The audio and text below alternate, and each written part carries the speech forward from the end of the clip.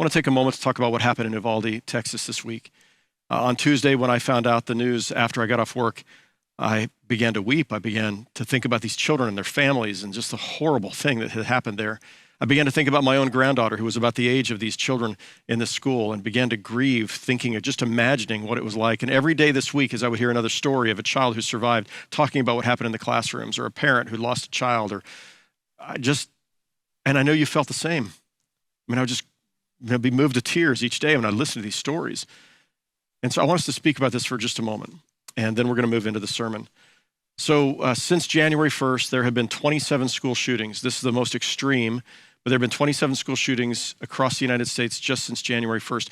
Since Mother's Day, there have been 34 mass shootings across America, most of these not in schools, but 34 mass shootings across America where there were 4 or more people who were injured or died in these shootings. This, of course, is the most onerous, grievous one, but we had one just about a week ago with 10 people in Buffalo, New York. And then the week before that, there was a church that was shot. And so we begin to look at what's going on in our world, and we all cry out. We all know and have said, well, we'll pray for people. And then we know that there are people saying, prayers are not enough. We've got to do something. And they're exactly right.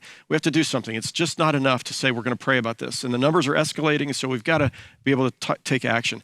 This week on Tuesday, I'm going to be sending you a letter that I would like to encourage you to read and consider sending to your legislators here in Kansas or Missouri or wherever you're from, and also one for the members of Congress. And we're going to give a link where you can find those folks and who you email this to.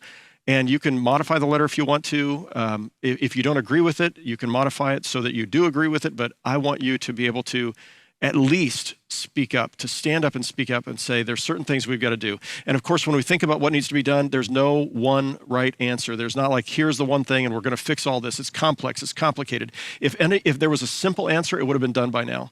Now we know some of this has to do with making our schools as secure as possible, and people have been trying to do that. It has something to do with the accessibility of weapons for people to be able to kill multiple people in a very short period of time. So gun safety laws are going to be a part of that. There's going to be, something about mental health, and we've got to be able to talk about, how do we address mental health?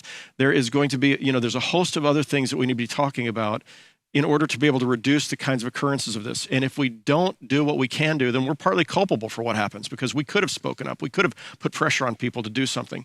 And so I want to encourage you, take a look at the letter we're going to send out. If you're not on my email list for Friday email, I'm going to be sending this on Tuesday. Please do sign in today and let us know that you were here. Sign in and we'll add you to the mailing list for my pastor's e-note. I want to mention just a couple of other things, though. There's one thing that we can all agree upon. We're not going to agree on everything. There's one thing that we can all agree about, and that is when we see kids, if there's something we can do to stop a kid from developing into someone who would do something like this, we ought to do that. And one of those things has to do with looking and watching for people who might be bullied, picked on, teased, who might have a tough home life, and figure out how do we demonstrate love to them before they become something that, or someone that ends up harming significant numbers of people. The Washington Post reported about the shooter this week, that in middle school and junior high, Ramos, that was his last name, was bullied for having a stutter and a strong lisp. Friends and family reported this. Stephen Garcia, who considered himself Ramos's best friend, had this to say. He said that when he was in 8th grade, he would get bullied hard, like I'm quoting him now, like bullied by a lot of people over social media, over gaming, over everything. He was the nicest kid and the most shyest kid. He just needed to break out of his shell. And one time he posted a photo of himself wearing black eyeliner, and his friends said, that brought on a whole new slew of attacks and comments and derogatory terms that were used of him. His mother had both an alcohol and drug problem, and a neighbor noted that he had a pretty rough life with his mother. And one of his middle school friends noted, I think he needed mental help and more closure with his family, and he needed love. I wonder what more love and less bullying might have done to this kid's soul. And I'm not making him the victim here. We know who the victims are. I'm just asking, how do we prevent this from happening? And we can have all the laws in the world, and some of those need to pass, but we got to figure out who are the vulnerable kids, and how do we make sure that those kids feel loved before they become something God never intended them to be. So I also want to say something to parents and children. This is such a traumatizing event for kids, for grown-ups, in what happened this week. And so as we think about that, we begin to feel like no place is safe. My daughter, who mother to our granddaughter, Danielle, texted the next morning, and she was sending Stella to school for her last day of school, and pictures of her dressed up for the last day of school. And then she said, it feels right now like the most unsafe place I can send my daughter is to the public school. It's natural to feel that way. It's natural to feel scared, to feel like our whole world is turned upside down. And I just want to say this about being afraid when it comes to sending our kids to school. So there are 49 million children in public schools in America today. There last year, 2021, there were 49 kids who lost their lives at school. That's 49 too many.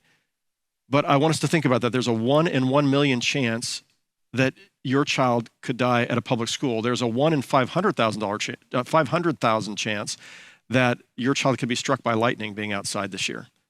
And we don't worry about that. We don't spend our lives fretting about the fact that our child might be struck by lightning, because the odds are just so far, against that idea.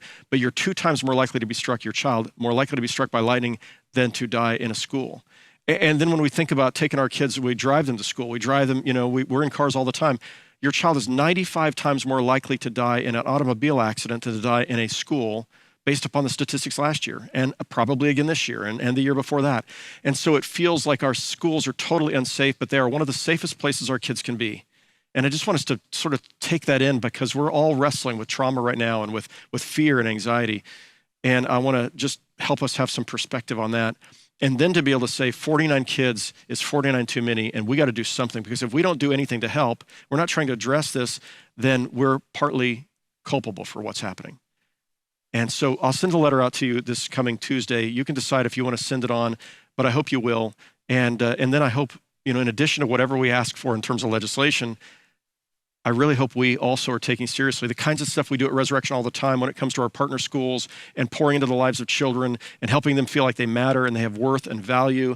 And in doing that, maybe prevent a kid who's been bullied or picked on or has no good home life from becoming a shooter, and instead to help them feel like there's somebody who wants to love as they have been loved. Let's try that.